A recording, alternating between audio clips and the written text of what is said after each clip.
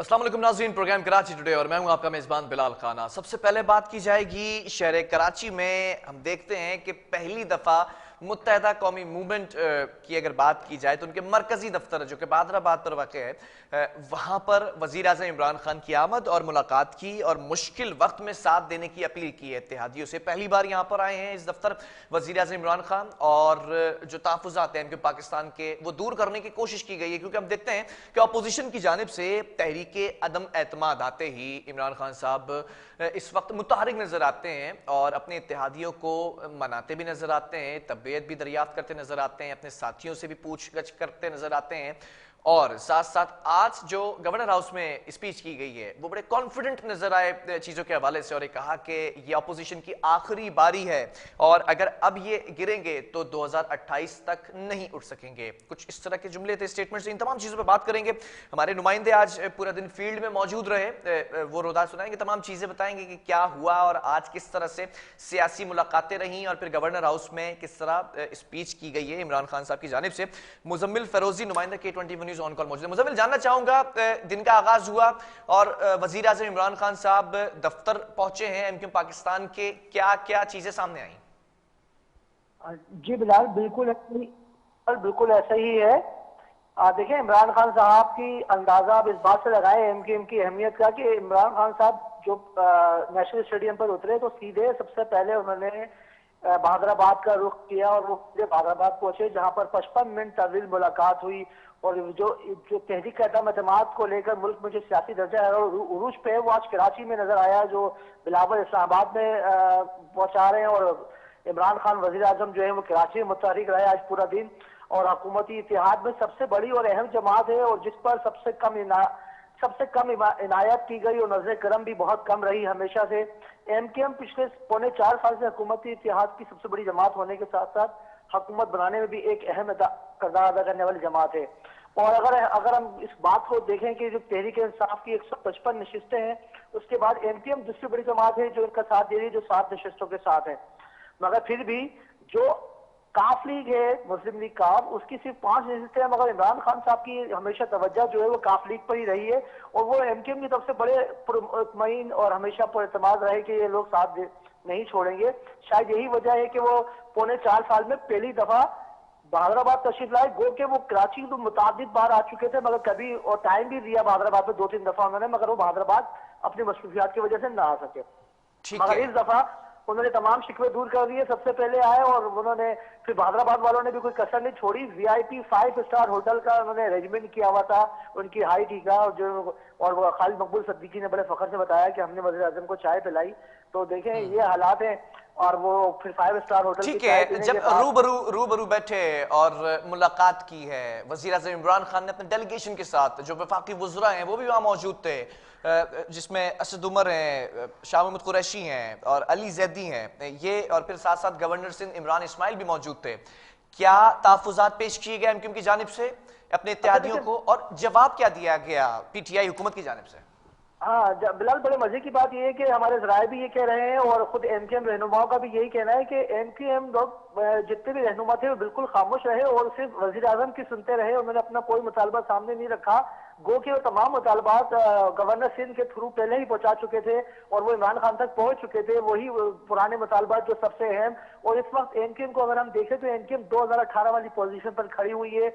वही उनके मुतालबात है कि कारकुनान की जो लापता कारकुनान की बाजियाबी और दफ्तरों को जो उनके दफातर है उनको खोलना। और इमरान खान साहब ने ये मेरे ख्याल से पहले प्लान बनाकर भी आए थे कि हैदराबाद का जोनल ऑफिस भी फौरी खोल दिया गया। गो के ये तमाम मुतालबात आज नहीं रखे गए क्योंकि, और यही बात खालिद मकबूल सिद्दीकी ने भी गैर रस्मी गुफ्तगू करते हुए हम लोगों से कही कि हमने कुछ भी नहीं कहा, वो सब कुछ जानते हैं कि हमारे मुतालबात क्या है। इस बात का अंदाजा आप यहाँ से लगाएं कि जो हुकूमत, जो मुत्तहिदा कौमी मोमेंट के जो पुराने तहफ़्फ़ुज़ात थे वही हुकूमत दूर नहीं कर सकी है। और तो इसी वजह से उन्होंने कहा जो हमारे पुराने मुतालबात है वही मुकम्मल हो जाए तो काफी है। इसीलिए वो कह रहे हैं, जब उनसे पूछा गया भाई कि आप किनके साथ खड़े हैं, तो खालिद मकबूल सिद्दीकी कहना था हम अपने साथ खड़े हैं, अभी हमारे लिए ऑप्शंस खुले। तो इसका मतलब है कि एमकेएम ने वाज़ेह मौका फिर नहीं अपनाया, कोई बात नहीं बताई। और जब हमने पूछा आमिर खान से भाई कि आप बता तो दें कुछ कह रहा हो, तो उन्होंने कहा मैं सब कुछ बता दूं। तो मतलब ये है कुछ ऐसी बातें तो है जिसकी पर्दादारी है। तो इसका लग रहा है। जी जी ठीक है, ये मामला थे। उसके बाद फिर वजीर आजम ने स्पीच भी की है गवर्नर हाउस में, वो क्या मामला थे वो भी जानना चाहेंगे। देखिए, अब वही वो जो इनका पोस्टर था बहादुराबाद में, जो हमारे जराये बताते हैं कि इमरान खान साहब भी बोलते रहे और उन्होंने ज्यादा लोगों को इन लोगों को बोलने का मौका नहीं दिया इनके रहनुमाओं को, और वो सब सुनने के मूड में भी थे कि वो कुछ बात करें। मगर मजे की बात यह कि अदम एतमाद की कोई बात भी नहीं की गई इस बारे से। और वो कॉन्फिडेंस लेवल वो यहाँ से लेके गए जब उन्होंने हमने भी आमिर खान को देखा कि वो बड़े खुश थे और बड़े मुस्कुरा कर बातें कर रहे थे, जिससे अंदाजा इमरान खान ने भी शायद लगा लिया होगा या उनके साथी ने उनको बता दिया होगा। तो वो उन्होंने कॉन्फिडेंस वो फिर गवर्नर हाउस में दिखाया जो उन्होंने वहां पर स्पीच की। तो वो मकसद यही था उनका कि पहले एमकेएम के पास आने का मकसद यही था कि वो देखना चाह रहे थे कि यहाँ के वोट मेरे पक्के हैं या नहीं है।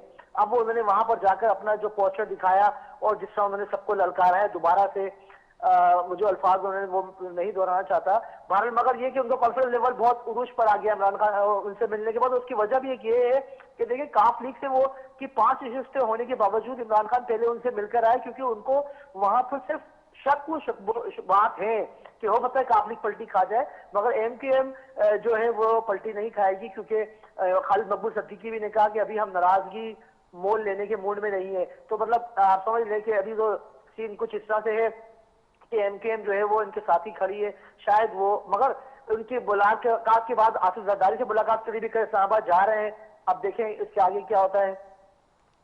ठीक है, ये तमाम चीजें थी, लेकिन एक बात और है, 5.5 साल के बाद हैदराबाद में जो जोनल ऑफिस है एमक्यूएम का, वो भी उनको वापस मिल गया, दोबारा खोल दिया गया है। 22 अगस्त 2016 में इसको बंद कर दिया गया था, लेकिन बहुत सारे ऐसे दफातर भी हैं जो एमक्यूएम का एमओयू साइन किया गया था एमक्यूएम की जानिब से, उसमें दफातर खोलने के हवाले से भी बात थी, वो भी नुक्ता था, उस पर बात हुई आज?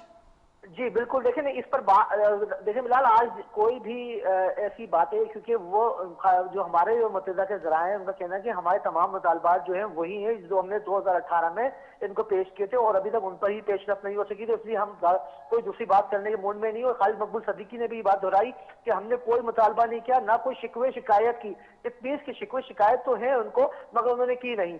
तो अब मामला यही है कि अब कुछ लो और कुछ दो की पोजीशन पर खड़े हुए इस वक्त इमरान खान साहब और उनके जो साथी हैं गवर्नर इमरान इस्माइल, वो इसमें एक अहम रोल अदा कर रहे हैं। और बिल्कुल सही बात है, ये जब इमरान खान के बहादुराबाद में ही थे तो उसी वक्त ये खबर आ गई थी कि एमक्यूएम का जोनल दफ्तर खोलने का अहकाम जारी कर दिए गए। लेकिन आप बता रहे हैं मुजम्मिल के एमक्यूएम ने कोई शिकवे शिकायतें नहीं जो सामने रखी वजीर आज़म इमरान खान की, जबकि अपनी पूरी डेलीगेशन के साथ आए थे। तो क्या एमक्यूएम इसी बात पे खुश है कि वजीर आज़म इमरान खान उनके मरकजी दफ्तर आए?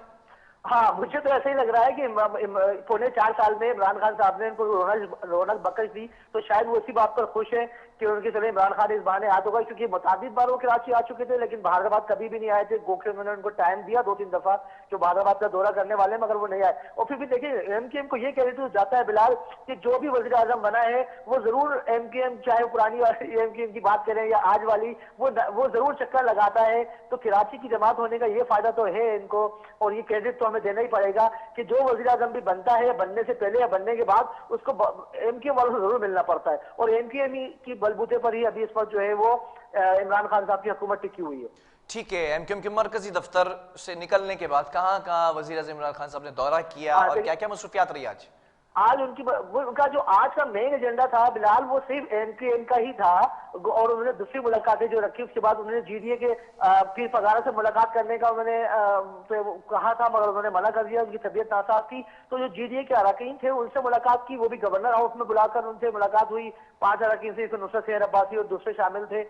और इसके बाद उन्होंने एक जो कारकुनान थे गवर्नर हाउस में एक अवामी इज्तिमा रखा गया था, वो भी इसलिए रखा गया था कि वो अपना पोस्टर दिखाना चाह रहे थे, क्योंकि देखिए इमरान खान साहब जो है ना वो शुरू से मीडिया से घबराते हैं।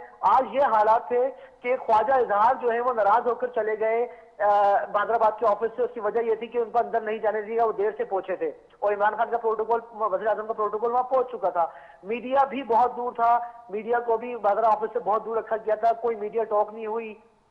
और गवर्नर हाउस में उन्होंने, क्योंकि वो उन्होंने अपना पोस्टर दिखाना था, तो इसलिए वो उन्होंने वहां पर ये तकरीब की और उसके बाद वो दोबारा इस्लामाबाद के लिए रवाना हो गए। ठीक है, बहुत शुक्रिया मुजम्मिल फरोजी, हमें तमाम सूरत हाल से आगाह कर रहे थे। वज़ीर आज़म इमरान खान पहली बार एमक्यूएम पाकिस्तान के मरकजी दफ्तर बादराबाद पर पहुंचे और शिकवे शिकायतें नहीं हो सकी, उनका बताना ये मुजम्मिल का।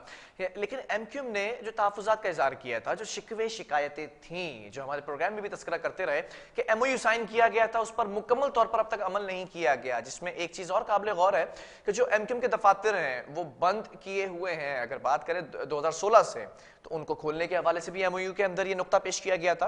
हैदराबाद का जोनल ऑफिस खोल दिया गया है 5.5 साल के बाद, लेकिन दीगर दफातर का क्या और दीगर जो इस वक्त तहफ़्फ़ुज़ात थे वो क्यों नहीं शेयर किए गए? क्या सिर्फ इतना काफ़ी है कि एमक्यूएम के दफ्तर पर वज़ीर आज़म इमरान खान अपने डेलीगेशन के साथ वफाकी वज़रा के हमरा आ गए, बातचीत कर ली, क्या यही काफ़ी है या फिर कुछ और बातें भी हुई हैं? मीडिया को भी दूर रखा गया, ख्वाजा इजहार भी देर से पहुंचे तो उनको भी नहीं अंदर जाने दिया, जिसकी वजह से नाराजगी की वजह से वो वहां से चल दिए।